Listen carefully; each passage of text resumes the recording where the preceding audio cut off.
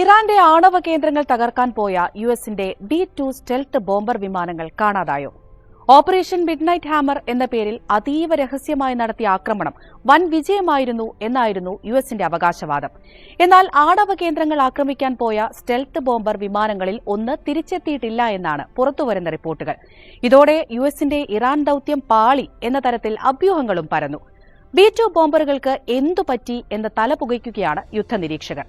ഇറാനെ കബളിപ്പിക്കാൻ പോയ ഈ വിമാനത്തിന് എന്ത് സംഭവിച്ചു? അമേരിക്കൻ വ്യോമസേനയുടെ ശക്തിയുടെയും സാങ്കേതിക മികവിന്റെയും പ്രതീകമാണ് B-2 സ്പിരിറ്റ് സ്റ്റെൽത്ത് ബോംബർ വിമാനങ്ങൾ. ലോകത്തിലെ ഏറ്റവും ചിലവേറിയ വിമാനമാണിത്. റഡാറുകളുടെ കണ്ണുവെട്ടിച്ച് പറന്ന് അതീവ പ്രഹരശേഷിയുള്ള ബോംബുകൾ വർഷിക്കാൻ കഴിവുള്ള ഈ വിമാനം ഇസ്രായേൽ ഇറാൻ സംഘർഷത്തിലൂടെ ലോക ശ്രദ്ധയും നേടിയിട്ടുണ്ട്. ഓരോ യൂണിറ്റിനും ഏകദേശം $2 ബില്യൺ വിലമതിക്കുന്നു.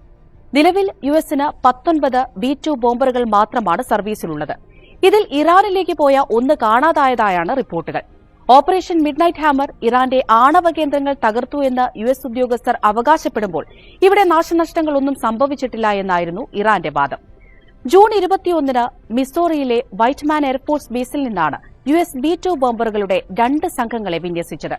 ഒരു ഗ്രൂപ്പ് ഇറാന്റെ ശ്രദ്ധ വഴിതിരിച്ചുവിടാനായി പസഫിക്കിന് മുകളിലൂടെ പടിഞ്ഞാറോട്ട് പറന്നു. മറ്റൊരു ഗ്രൂപ്പ് 7 ബോംബറുകൾ ഉൾപ്പെടെ കിഴക്കോട്ട് പുറപ്പെട്ടു.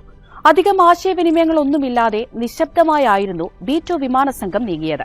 സംഘത്തോടൊപ്പം 125 യുദ്ധവിമാനങ്ങളും ഉണ്ടായിരുന്നതായി സംയുക്ത സൈനിക ജനറൽ ഡാൻ കെയ്ൻ വ്യക്തമാക്കിയിട്ടുണ്ട്.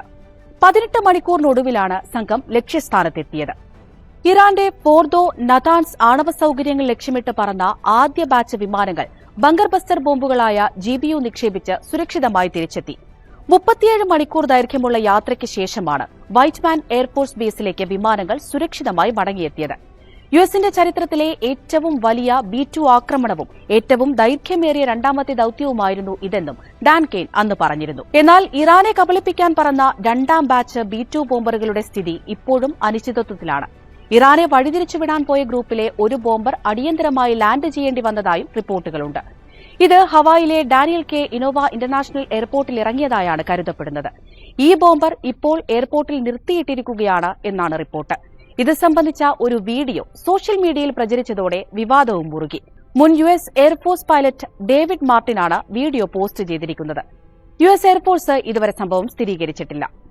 B-2 ബോംബറിനെ ചുറ്റിപ്പറ്റിയുള്ള ആദ്യത്തെ സംഭവമല്ല ഇത്. 2023 ഏപ്രിലിൽ സമാനമായ ഒരു സംഭവത്തെ തുടർന്ന് ഒരു വിമാനം ഹവായിലേക്ക് വഴിതിരിച്ചുവിട്ടിട്ടുണ്ട്. ഈ വിമാനം ആഴ്ചകളോളം ഹവായിയിൽ തന്നെ തുടർന്നു. 2022-ൽ മിസോറിയിലെ ഒരു B-2 വിമാനം തകർന്നതിനെ തുടർന്ന് അമേരിക്കയുടെ മുഴുവൻ B-2 ഫ്ലൈറ്റുകളും നിർത്തിവച്ചിരുന്നു. ഏറ്റവും ഗുരുതരമായ അപകടം സംഭവിച്ചത് 2008-ലായിരുന്നു. സ്പിരിറ്റ് ഓഫ് കൻസാസ് എന്ന് വിളിക്കുന്ന ഒരു B-2 ബോംബർ ഗുവാമിലെ ആൻഡേഴ്സൺ എയർഫോഴ്സ് ബേസിൽ നിന്ന് ടേക്ക് ഓഫ് ചെയ്ത ഉടനെ തകർന്നു വീണു. B-2 പൂർണ്ണമായും നശിച്ചെങ്കിലും 2 ജീവനക്കാർ പുറത്തേക്ക് തെറിച്ചു വീണതുകൊണ്ട് രക്ഷപ്പെട്ടു. B-2 സ്പിരിറ്റ് ബോംബറുകൾ യുഎസ് ആണവ പ്രതിരോധ തന്ത്രത്തിലെ പ്രധാന ഭാഗമാണ്. ഇറാൻ ദൌത്യ വിജയത്തെപ്പറ്റി വാതോരാതെ പുകഴ്ത്തിയ ട്രംപ് ഈ B-2 കാണാതായ വിവരം പുറത്തുവന്നതോടെ വെട്ടിലായിരിക്കുകയാണ്. യുഎസിന്റെ ദൌത്യത്തിനുമേൽ കൂടുതൽ സംശയങ്ങൾ ഉയരാൻ ഈ സംഭവം ഇടയാക്കി. വിമാനത്തിന്റെ നിലവിലെ അവസ്ഥയെക്കുറിച്ച് കൂടുതൽ വിവരങ്ങൾ ലഭ്യമാകുന്നതുവരെ ഈ സംഭവം ചർച്ചാവിഷയമായി തന്നെ തുടരും.